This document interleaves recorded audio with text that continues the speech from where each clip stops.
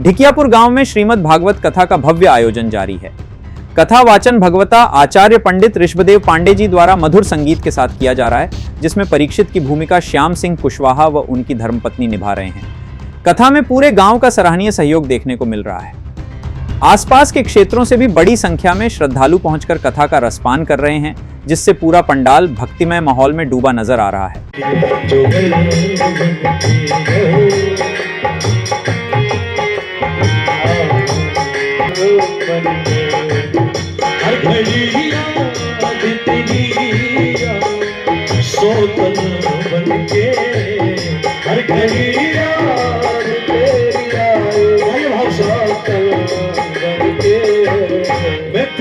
श्याम तेरे नाम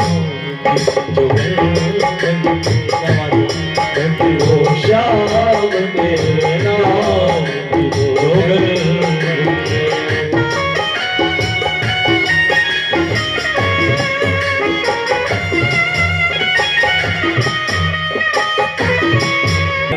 तेरे नाम आता था कि ज़माना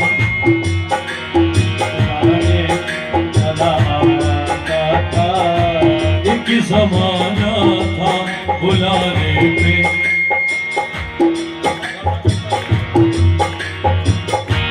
एक ज़माना था बुलाने पे चला आता था, एक ज़माना था बुलाने पे चला आता था। तुझको कण कण में मेरा चेहरा नजर आता था, तुझको कण कण में मेरा चेहरा नजर आता था। टूट गई मैं तो,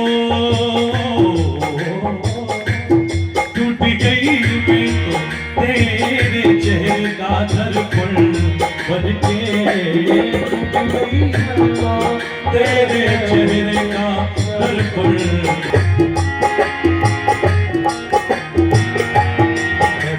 श्याम तेरे नाम जोगल बनके, जोगल बनके हर घड़िया तेरी सोतल बनके, हर घड़िया तेरी सोतल बनके। श्याम तेरे नाम जोगल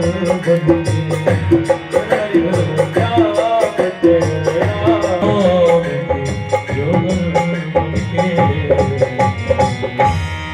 मन बन भटक रही है राधे रानी। मधवन तुम कंदर के ठाड़े क्यों न जरे, मधवन तुमकत रहत हरे। अरे मधवन तुम हरे भरे क्यों दिखाई देते हो।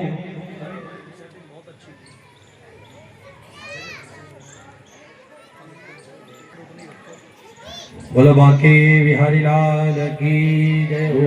हे मधुवन तुम हरे भरे क्यों दिखाई देते हो। इधर भगवान क्या करते हैं सुनिए।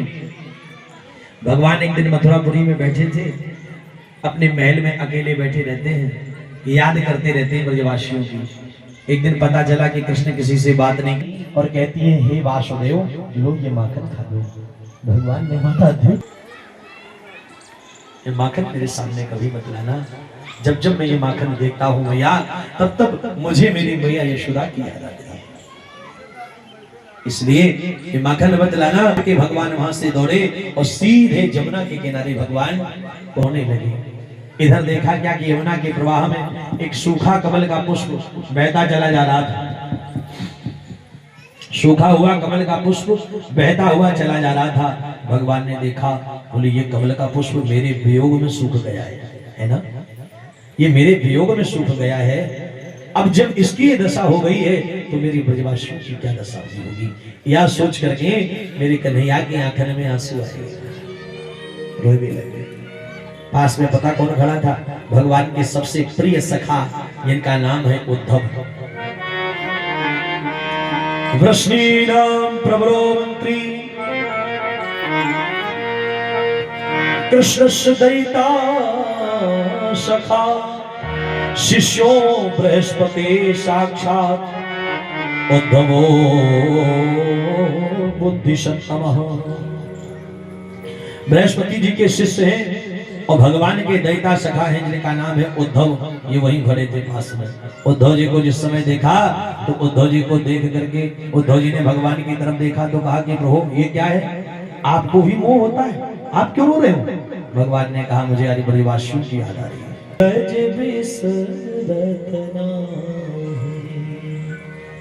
हंस सुता की सुंदर मोह ब्रज विसरत नहीं। भगवान से उद्धव जी कहने लगे तो आपको मोह हो गया है क्या भगवान? भगवान कहने लगे उद्धव ये मोह नहीं है।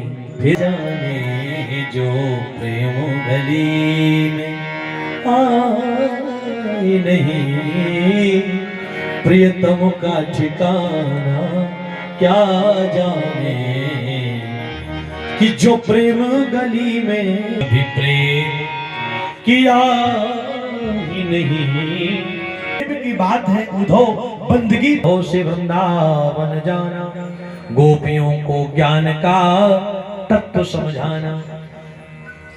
भगवान ने उद्धव से कहा तो वृंदावन चले जाओ, वहां पर मेरी गोपियों को थोड़ा ज्ञान दे दो जाकर के। उद्धव जी ज्ञान में इतने घमंड में भूले थे, ये सोचते थे कि ऐसा ज्ञान देंगे गोपियां इनको भूल जाएंगी।